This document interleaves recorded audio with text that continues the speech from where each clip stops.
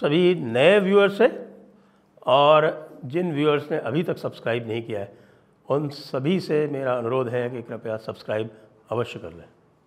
नमस्ते, मैं हूं संजय दीक्षित और आप देख रहे हैं दी जयपुर डायलॉग्स। कल बाबा रामदेव के मामले में फिर से सुनवाई हुई। आपको पता है बाबा रामदेव के विरुद्ध कंटेम्प्ट का मामला चल रहा है और जस्टिस हिमा कोहली और जस्टिस एहसान अमानुल्लाह की बेंच उनकी सुनवाई कर रही है। लेकिन आज मामला जो है वो पलटी खा गया। पलटी यूँ खा गया कि यद्यपि मुझे लगता है और आप सबको भी लग रहा होगा कि भाई ये बहुत लंबा खींच रहे हैं और ज़बरदस्ती जो है बाबा रामदेव को बार बार कोशिश कर रहे हैं कि किसी तरह से उनको जो है वो अपमानित किया जाए। लेकिन आज मामला बिल्कुल ही उल्टा दूसरे टेंजेंट पे चला गया और वो जो दूसरे टेंजेंट पे गया है उसके लिए आप सभी उसके लिए अपनी पीठ थपथपा सकते हैं। क्यों पीठ थपथपा सकते हैं कि आपको पता है कि रामदेव वाले मामले में, बाबा रामदेव वाले मामले ने हम सभी ने बहुत ज़बरदस्त एक प्रोटेस्ट की, विशेषकर जब रिप्यू अपार्ट वाला आपको चीर फाड़ देंगे, फाड़ के रख देंगे वाला जो स्टेटमेंट आया था उसके बाद उसका असर हुआ है।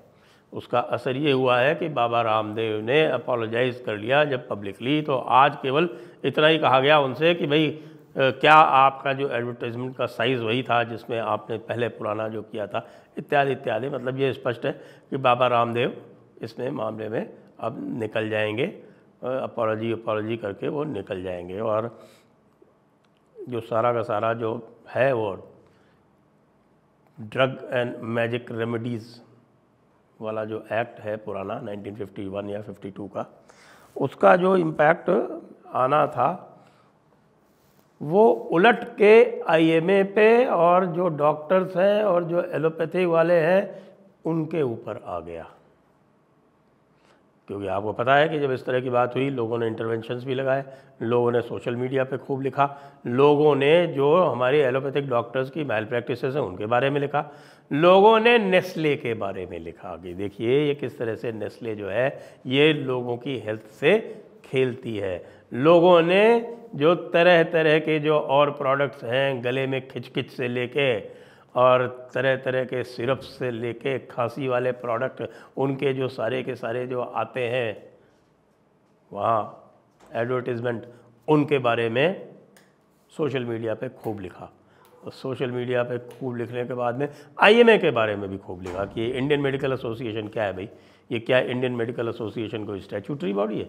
ये डॉक्टर्स की एक एसोसिएशन है जो डॉक्टर्स के हितों का ध्यान रखती है। न केवल डॉक्टर के हितों का ध्यान रखती है, बहुत सारी जो शार्प प्रैक्टिसेस चल रही हैं मेडिकल वर्ल्ड में उनको भी यही प्रोटेक्ट करती है। वो शार्प प्रैक्टिसेस क्या है जिनके बारे में आज बात हुई?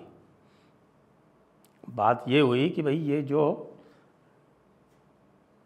ड्रग एंड मैजिक रेमेडीज़ वाला जो एक्ट है, क्या केवल आयुर्वेद वाले ही इसका वायलेशन करते हैं या कोर्ट के ऊपर यह आरोप था कि आप जो हैं वो फार्मा लॉबी के हाथों में खेल रहे हैं? यह आरोप जो है वो कहीं ना कहीं बेंच को चुभा है और इसलिए आज वो पूरी फार्मा लॉबी के विरोध में आ गए और उन्होंने इसका जो स्कोप था इस पीआईएल का उसको वाइडन कर दिया।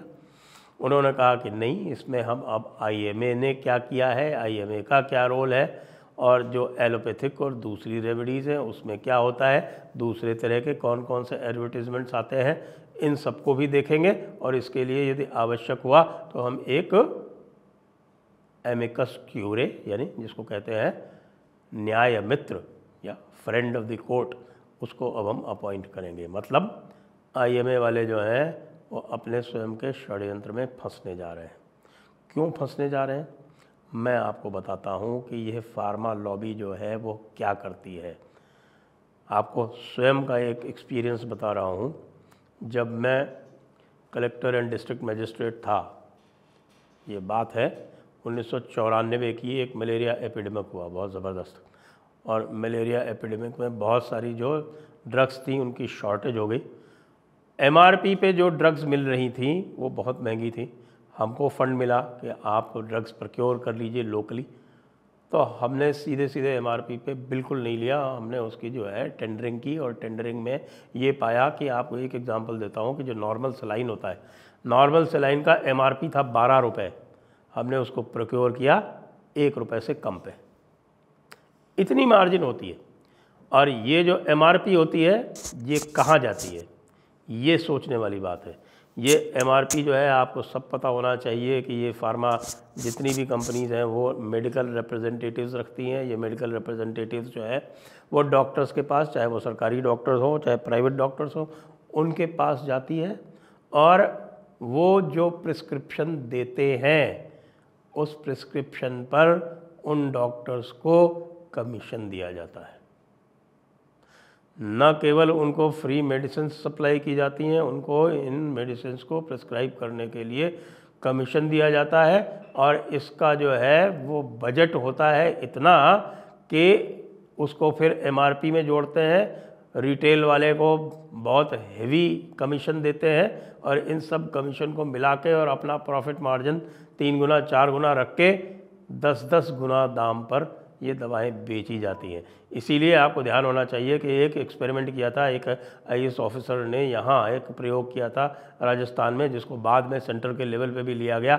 और वो ये था कि डॉक्टर्स जो हैं सरकारी अस्पतालों के, वो जेनेरिक मेडिसिन ही प्रिस्क्राइब करेंगे, यानी वो केवल सॉल्ट लिखेंगे, वो मेडिसिन नहीं लिखेंगे।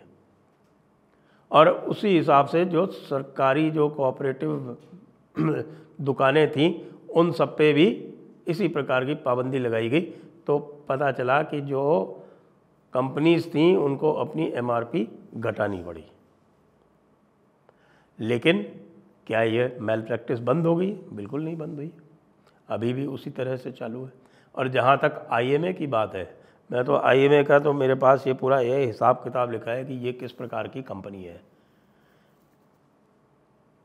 सारे इक्विपमेंट्स, सारे जितने भी आपके बड़े बड़े जो कॉरपोरेट हॉस्पिटल्स चल रहे हैं, उन कॉरपोरेट हॉस्पिटल्स की क्या प्रैक्टिस है, किस तरह से वो इंश्योरेंस डिनाई करते हैं, किस तरह से इंश्योरेंस कंपनी के साथ मिल के लूटते हैं अपने पेशेंट्स को, किस तरह से वहाँ पर हर तरह की शार्प प्रैक्टिस होती है, किस तरह से उनकी जो दवाइयाँ की दुकानें हैं वो जम के पैसा कमाती हैं। सही बात बताएं आपको तो मैं तो कुछ लोगों के साथ में एक बार डिस्कशन में था, मुझे तो ज़्यादा ज्ञान नहीं था, लेकिन वो लोग डिस्कस कर रहे थे और मैं सुन रहा था, और वो मॉडर्न हॉस्पिटल इस्टेब्लिश करने की बात कर रहे थे। और उसमें यही था कि भाई बाकी जो प्रोसेसेस हैं और बाकी उसमें इतना ज़्यादा पैसा नहीं है, पैसा तो जो दवा की दुकान है उसी से निकलेगा।